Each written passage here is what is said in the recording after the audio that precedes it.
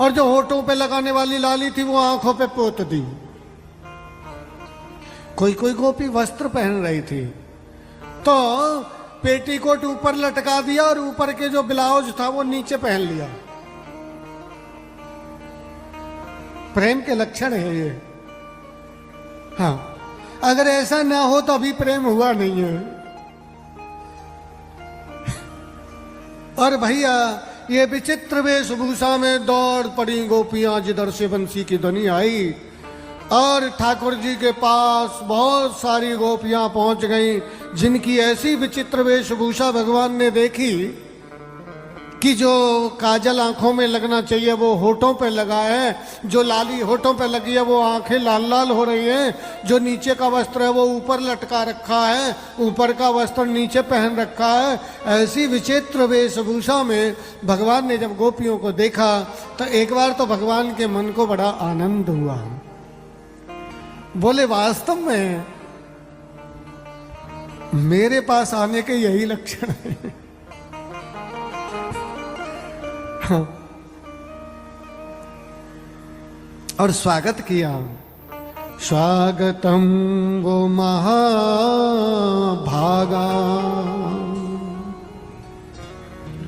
प्रियम किम करवाणि वा ब्रजस्यानामयं कश्चित् ब्रूतागमन कारणम। अरे गोपियों, आपका बहुत बहुत स्वागत है। हाँ। लेकिन ब्रजस्यानामयं कश्चित्, बताओ मैं आपका कौन सा प्रिय कार्य करूं? और अभी ब्रज से यहां आने का आपका कारण क्या है? रजन्येसा घोर रूपा घोर सत्व निसेविता प्रतियात ब्रजम ने स्त्रियम स्त्री भी सुमध्यमा। रात्रि में स्त्रियों को घर से बाहर जाना थोड़ा ठीक नहीं रहता है, आप तो जानती हैं, अनेक मन चले घूमते रहता है। और फिर मातरे पितरे पुत्रा भ्रातरे पतियश्च विचिन्वन्ति अपश्यन्तो। तुमको ढूंढ रहे होंगे तुम्हारे परिवार वाले भाई रात्रि में। हाँ, मैं समझ गया, तुम इस सुंदर वन को देखने आई हैं, यमुना नदी को देखने आई हैं, सुंदर चंद्रमा को देखने आई हैं, तुम यहाँ की शोभा को देखने आई हैं।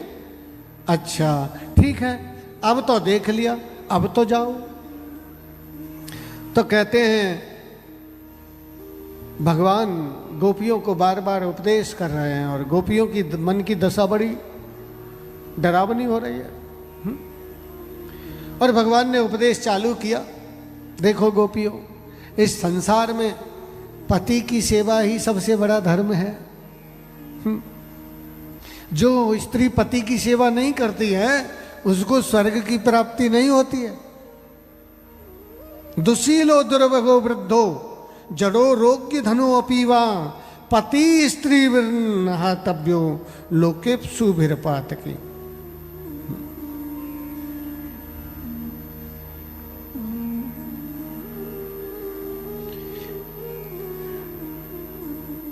गोपियों को बड़ी पीड़ा हुई कि पहले तो इसने ऐसा ऐसा रूप दिखाया, ऐसी ऐसी चाल चलता था, ये मटक मटक के ऐसा ऐसा तिरछी तिरछी हमारी ओर चितवन से देखता था, चोरी चोरी, और पहले हमसे प्रेम बढ़ा लिया। पहले तो हमें उपदेश किया नहीं कि तुम मेरी ओर देखोगी तो तुमको पाप लग जाएगा, तुम मेरे मुझसे प्यार करोगी तो पाप लग जाएगा। अब बड़ा उपदेश कर रहा है, देखो तो सही। पहले तो हमसे प्रेम कर लिया और प्रीत बढ़ा ली, अब उपदेश कर रहा है पतिव्रत धर्म के। पहले पतियों को छुड़वा दिया।